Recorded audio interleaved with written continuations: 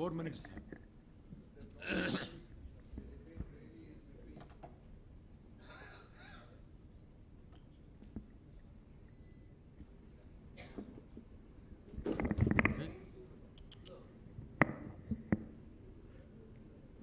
The talk really is between trifocals or using an EDOF lens. And I'm going to try and impress upon you that EDOF is really not even worth thinking about. Trifocal is the ways to go. Let's first start off where really trifocal is essential and where EDOF lenses are a failure. If you are going to work in a stock exchange, multiple screens, EDOF is not really going to work out, because if you can see the screens, you can't see what you're writing. And in a stock market, if you can't see what you're writing or you cannot read the script, you're a dead man. Similarly, with the cockpit of an aeroplane, most of the things are on the upper quadrant and the near quadrant, but you require to have both, otherwise the ability to function and see does not arise. Simply having the ability to see intermediate and not near means you can't even hold the suture when you're in an operating room. We won't go into the, but when you browse for books in a library in a similar manner, you need to have the ability to see near also. So though EDOF lenses are supposed to give a degree of spectacle independence, especially for intermediate vision, and to induce less side effects and to have less visual phenomenon, the answer is really whether you would like to have a full cake or just to have a little slice, jisme se tukda kaata gaya hai. And the answer is pretty obvious. However, it is neither here nor there. When you fit a patient with an EDOF lens, patients are, remember that 90% of patients' near point activity now is on a mobile. And a mobile works at 10.5 inches distance. If he is going to hold it at 12 and 14 and 16 inches distance, he is going to be very unhappy. And near vision definition is mobile essentially. EDOF doesn't work. And patients then feel after having spent all the money, because in EDOF is only marginally cheaper than a TRI, that they have been shortchanged. And the net result of an EDOF lens then is that it leads to litigation as a patient feels he has not got what he wanted. Very often you need to replace the IOL with a TRI or a mono, leading to risk to the patient and less. And then naturally, as all of us are aware, our biggest source of referral is from a patient. Your referral becomes a zero. And unfortunately, an EDOF is not even a new lens. It is essentially made on the same platform as a trifocal, uses the same parameters, just reduces the power. In the automotive industry, they call it rebadging. So they have only rebadged a Purana lens. It's a great idea for the company to sell more lenses, but it's an identical platform, really. A good trifocal can provide excellent visual acuity for near distance, high rate of spectacle independence, minimum photic problems, and excellent visual performance. And the patients are come happy with trifocals. In conclusion, if you want to have happy patients, don't play around with words. Just give them great vision with no restriction. Don't tell them, I'll do a little of this, I'll do a little of this, ये भी मैं दूंगा. लेकिन आप कोई नज़दीक कर चश्मा इस्तेमाल करेगा. Never mind, you'll have to read this. No one is happy with an EDOF, more so as its cost is exorbitant compared to its, what I call as the limited function. Good vision, happy patient, and less vision, unhappy patient. Thank you. Okay. Gaurav?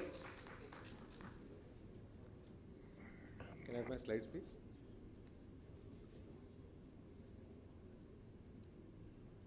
Kya kare, even the laptop doesn't work.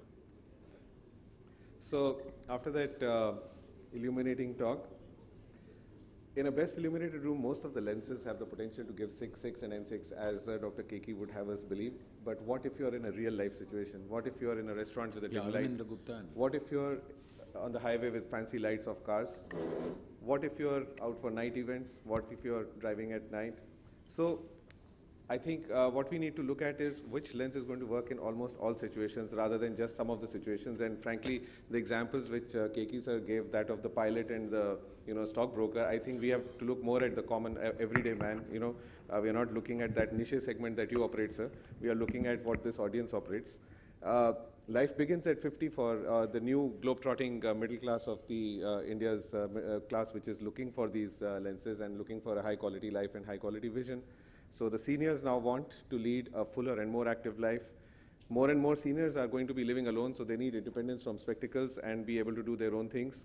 And this is possible now because incomes are rising. So there is a paradigm shift in lifestyle, and today you would rarely see somebody reading a newspaper. If you try to look, even our parents or the grandparents are now using their phones and their iPads or sitting on the computer. So our lifestyles have changed so much that the near needs at extreme close range have frankly gone down so much, and more of the intermediate needs have come up. So we need quality vision for distance, quality for intermediate, and what you can get for near.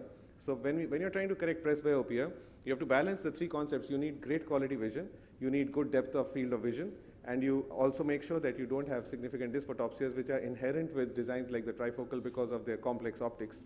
And we've seen all the problems that traditional bifocals have given over the years.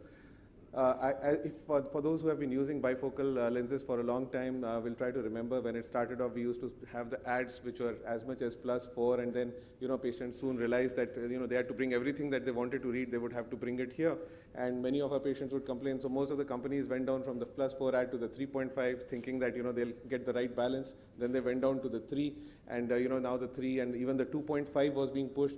Now why do you think all these lenses were being pushed and the shift away from the +4 to the 3 and then the 2.5? Because almost all our patients nowadays need that great intermediate vision, which you can't get with the bifocal, with the extremely close range. So as these lenses evolved, we've seen that we got the trifocal lenses, but they could not solve all the answers, because while you would have some near, it was a total botch up, because you could have near vision, but not great near vision, not great intermediate vision, and not great distance vision. It was cutting light into 3 segments, which would not give quality of vision. So you needed something better than a multifocal design. That's why the extended depth of vision lenses came in, which are totally different from the multifocal optics, as Sir would have us believe. But they have predominantly distance vision with HLA design, and both the companies which are making them have a newer design. So if we compare the trifocal design to the extended depth of focus, there is much lower incidence in literature for the photic phenomena which are proven in most of the studies for the extended depth of focus lenses, and there is a high incidence of glare and halos. If you look at this American Journal of Ophthalmology article from 2017, you can see that the incidence could be as much as 89% with the trifocal design, so a much more uncomfortable situation for patients. Also, if you look at this simple comparison of the 3 lenses, on the left is the extended depth of focus, which is giving 83% not having significant phenomena, whereas just 60% with the trifocal and 73% with the 80 LISA having problems. Low light situations are terrible for multifocal designs of all kinds, the trifocal, whereas the extended depth of focus works extremely well. So you can see that even with a small to the large pupil, the MTF value is not lost. And the extended depth of vision lenses are also much more forgiving for small refractive errors of astigmatism as well as spherical errors. And if you look here now, this will clinch it. The PanOptix gives total light of only 88%, the 80 LISA trifocal 85%. Look at the EDVIOL, it gives you 92% light transmission. So frankly, there is no comparison between these lenses. So what would you prefer? Compromises at all ranges, near, intermediate, and distance, and struggling with everything. Gaurav? Poor low light, this is the last slide, sir. Poor low light ability, glare and halos at night, or excellent distance and good range of near vision where it matters, good ability in low light, minimal glare and halos. The choice is clear. You should be going with the extended depth of vision lenses. Okay, thank you very much.